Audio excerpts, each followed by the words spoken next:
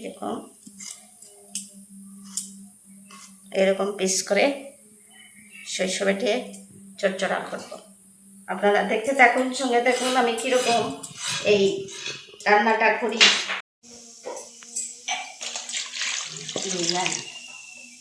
মশলাটা তৈরি করছি। প্রথমে পেঁয়াজ কেটে নেব, পরে রসুন, পরে কাঁচামরিচ, পরে আদা, এইসব আমি কুটে নেব। দিয়েছি কাঁচামরিচ দিয়ে দিচ্ছি, নিচ্ছি। এখন আমি মশলাগুলো আমার কুটা হয়ে গেছে, এখন আমি নামিয়ে নেব। এরকম মশলা দিয়ে সবজি খেতে অনেক ভালো লাগে। অর্ধেক অর্ধেক কুটা এরকম সবজি দিয়ে খেতে অনেক ভালো লাগে। আঁচটা জ্বালিয়ে দিচ্ছি, এখন তেল দিয়ে দিচ্ছি। এই যে কুটে রেখেছিলাম মশলাগুলো, পেঁয়াজ, রসুন, কাঁচা লঙ্কা, আদা, এগুলো দেব।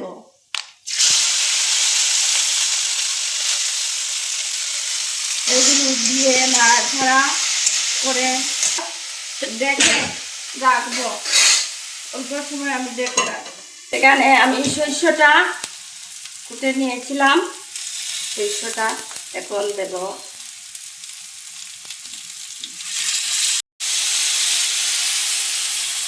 বাটা সরষেটা দিয়ে অল্প সময় ডেকে রাখবো।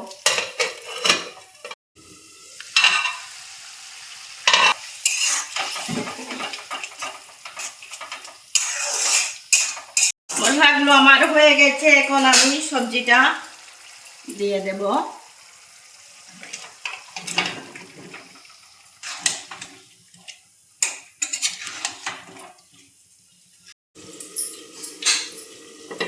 এই যে দেখুন বন্ধুরা, আমি সবজিগুলো কিরকম করছি, আপনারা সঙ্গে থাকুন, দেখবেন আমার এই চচ্চড়াটা কিরকম হয়েছে। কিরকম এই যে চিংড়ি চচ্চড়া, এইরকম পিস খেতে অনেক টেস্ট লাগে, কিন্তু অনেক টেস্ট। এই যে দিচ্ছি, এই যে 1 চামচ লবণ, হলুদ 1 চামচ, হলুদ গুঁড়ো, কাশ্মীরি লঙ্কার গুঁড়ো, জিরে 1 চামচ, এইসব দিয়ে নাড়াচাড়া করে নেব।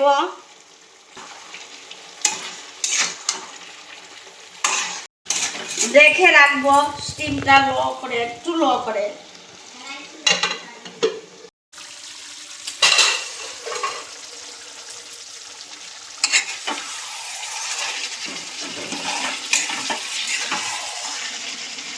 এখন আমি টমেটো দেব।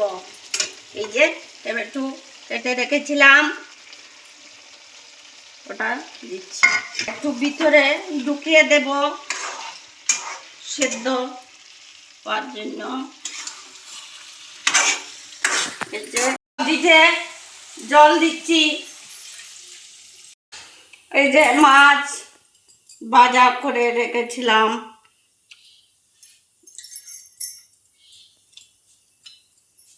এখন এগুলো দিয়ে দিচ্ছি।